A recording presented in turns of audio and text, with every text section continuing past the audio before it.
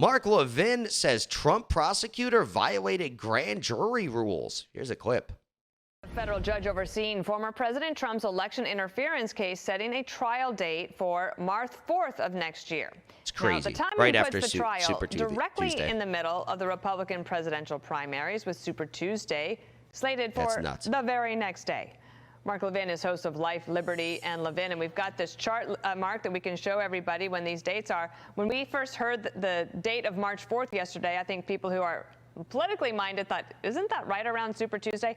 Turns out, Mark, it's the day before. So you're a federal judge, and you're sitting there, and you're saying to yourself, what date can I set that would not interfere with the election, that would allow the defendant to actually defend himself? And you pick March 4th? 6 months from now, in a case that involves 12 million documents, scores of witnesses, where he can't possibly have effective representation, and I'm sure there'll be an appeal based on that, but you have to wait for the trial. But a couple of things. This judge not only set March 4th, Judge Chunkin, who, by the way, whose grandfather in Jamaica was actually a Marxist. This is in the New York Post today, and was imprisoned by the Jamaican government for a period of time. Chip off the old shoulder there. Anyway, there's something called the anti-suit injunction, and it's to deal with a situation like this. The Department of Justice under Biden and Jack Smith decided that they were going to bring essentially 2 federal cases so close to each other that Donald Trump wouldn't have the ability to defend himself.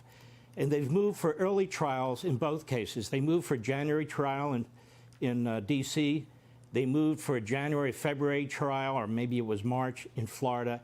You're talking about tens of millions of pages of documents and so forth. So they're piling on. They're trying to smother him.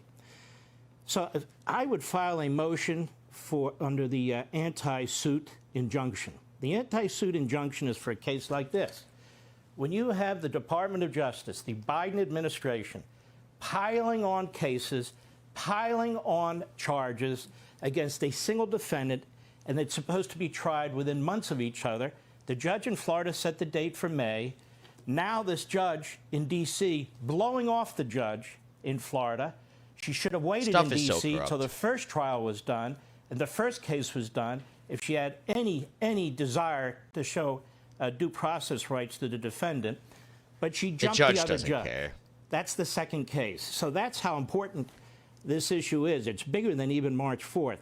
So the motion should be filed with Judge Cannon in Florida, the first judge, and that motion should say, look, we can't have 2 trials at the same time overlapping each other with tens of millions of pages of document with a presidential candidate who cannot defend his liberty at the same time run for president. And the Department of Justice scheduled it this way intentionally. And the judge in D.C. jumped the line.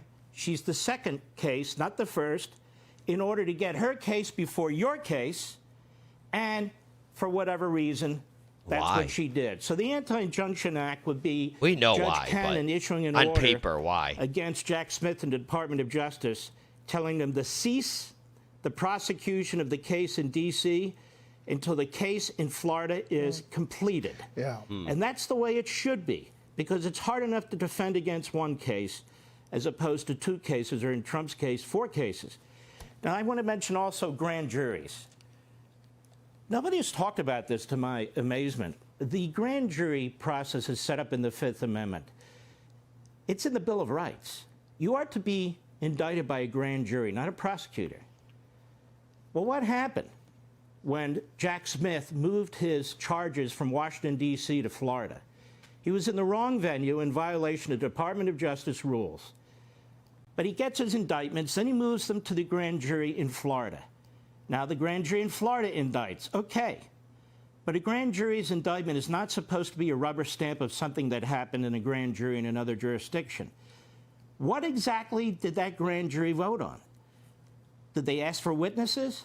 Did they ask for any documents? I mean, this investigation in Washington has been going on 2.5 years. There's piles of information. And in 1 week's time, they indict the president in Florida on top of the indictment in D.C. I think that's fast and loose. I think Mr. Smith actually violated the grand jury rules in Florida. And again, I would file a motion of grand jury abuses, and I'd want to know exactly what they told that grand jury, because They lied to him, They're probably. supposed to be truthful. They're supposed to present facts. They're supposed to explain the law. They're supposed to ask them if they want to talk to any witnesses, scrutinize any documents. I doubt that happened for the most part. I agree. And in Georgia, they didn't ask him that stuff. Historically, though, just going to say in Georgia they have a huge problem. It's tough to get grand jury, what they saw, what they heard, that interaction. Isn't it tough to get usually? It's tough to be a defendant in any case when you're up against the government. All your motions are difficult to pursue. But this is unique. The circumstances are actually quite unbelievable. Why did he bring the indictments in Washington, D.C.? That's not supposed to happen when the material activities and events being charged occurred in Florida. So there's more basis for getting behind what took place in this case with grand jury abuses than there would be normally. That is, the government opened itself up. It doesn't have a good explanation for why it did that. None. One more thing from me. Let me just ask you this, Mark. Go right ahead. This sets up for, it seems like, a lot of issues on appeal. But because these are happening real time during an election, is there a fast track process that somehow the appellate or the Supreme Court gets involved earlier? It's a good question. The motion for the anti-suit injunction can be appealed if it's ruled against the president and the other co-defendants immediately, because it is a issue about the trial itself. So you can't go through the whole trial and then go back and say, and by the way, you should have issued an order to stop the other trial. Judge Chunkin in D.C. has pushed up the date to March 4th. So this is an immediate issue. It's a pre-trial issue, and it is an issue. We don't call this interlocutory appeal, but it can be immediately appealed to the circuit. In terms of the grand jury abuses, the Supreme Court has ruled you need to lay that out before a trial. If you lay it out during or after the trial, you have no basis for raising it at all. So you have to raise it now.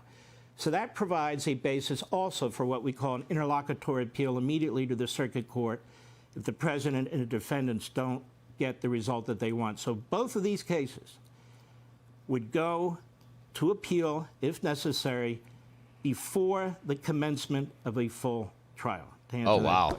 And by the way, real quickly, I know you're really interesting. Out of time. In Georgia, when they posted the grand jury indictments, before the grand jury came to the courthouse, before they met, before they voted, and in Georgia, you don't have to use a grand jury, but when you do, you got to use it properly. That is a perfect case for grand jury abuse. And since in Georgia, there are no secrecy rules, as we know, it would be easy for defense counsel to find out what the hell took place in that grand jury. So these are things that can be done because there's no question that the Department of Justice has abused the law. They're piling on the charges. They're so blatant about it. There's no question that the judge in D.C. is a partisan, one of the most radical judges in the federal bench of all the 1,000 district court judges.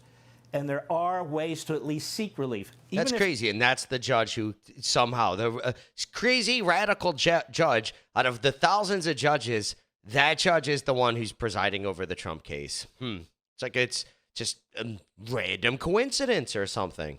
They're tough. You don't roll over and play dead, because what the American people are seeing here is an abuse of the justice system, and judges, no question, at least the judge in D.C., the judge in Manhattan, and we'll see about Georgia, are going along with it. In other words, they're allowing their courtrooms to be used to interfere with an election and to deny Trump and other defendants their due process rights. This is very, very important. And we'll see what the Trump attorneys do after, I'm sure they're meeting. That's interesting. They got a lot on their plate, and it's a pleasure to have you on America's Newsroom. Thank you. Thanks, Mark. Yeah, it's really fascinating, right? Because they're trying to get Trump and his lawyers. They're like, the lawyers did this. They filed paperwork. It's illegal, even though it's not. It's just filing paperwork to challenge something it's a challenge. It's like saying it's illegal to sue someone, like sue your neighbor because of a tree or whatever, you know? No, that's illegal to do. It's like, I'm just doing my job just because the person's, who knows, right? But that's like, it's obviously not illegal. So what I think is really fascinating is, can they get these judges on election interference, right? And they're setting their own precedent for their own demise, right? Normally, you wouldn't think that a judge presiding over a case like them making any decisions, wouldn't you think that's not going to be you can't prosecute for that, right? But now they're setting this precedent of lawyers can be prosecuted, attorney-client privilege doesn't matter anymore. So they're kind of like, I wouldn't say it's the same. Obviously, a judge is different than an attorney and everything, but it's really fascinating to see this because they're kind of just throwing out other rules, and I don't know, maybe in a few years it'll be used against them. You know?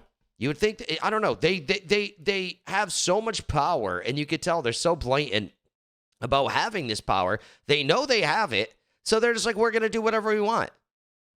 You know, they just don't care. It's like that Harrison Floyd, Black Voices for Trump. He's one of the co-defendants in Georgia, and then they're denying his bail. They're like, no, you can't even get out. And then the judge, I didn't watch it, but Tim Pool was talking about this, how she's like, nope, sorry, no bail for you. And she just has a smile on her face. These people are evil. It's crazy people like that can be judges. Well, it makes sense. I mean, like lawyers become judges generally. Those are lawyers become judges. Yeah, every judge is a lawyer, right? So lawyers aren't the best people generally, and then those are the people who become judges. So of course there's gonna be evil ones, but that's just crazy. They can do that. Nope, no bail for you. Black Voices for Trump. We don't want you on the campaign trail. We don't want you convincing other black people to that black people vote for Trump, because that's kind of been was the cliche kind of in 2020. Like black people don't vote like Trump. He went from 8% in a poll to 20% in 2020 versus today. In 2020 election, 8%. Now 2020 or 2023, he's at 20%. That's crazy. But so they're just like, nope, no bail for you. I have the power. I can do it. But it's blatant election interference. So I'm it's going to be very interesting to see especially if Trump wins. Well, if he doesn't win, if Biden wins, I doubt there would be anything. But if Trump wins, it's going to be very interesting what they can get, who they can get on election interference, right? Fani Willis, obviously. Alvin Bragg, Fani Willis, the prosecutor for Georgia. Alvin Bragg, the prosecutor in New York. You can easily get them, but then judges and stuff, it's going to be very, very, very interesting to see. You know, even if you don't necessarily like Trump that much, you got to admit the economy was good. And if he gets reelected, there's going to be some fireworks for the election interference things. It should be very interesting. If you like this video, be sure to subscribe for daily news updates, smash that like button, share this video with your friends, and share your thoughts on the story in the comments below. I'll catch you in the next one. Peace out.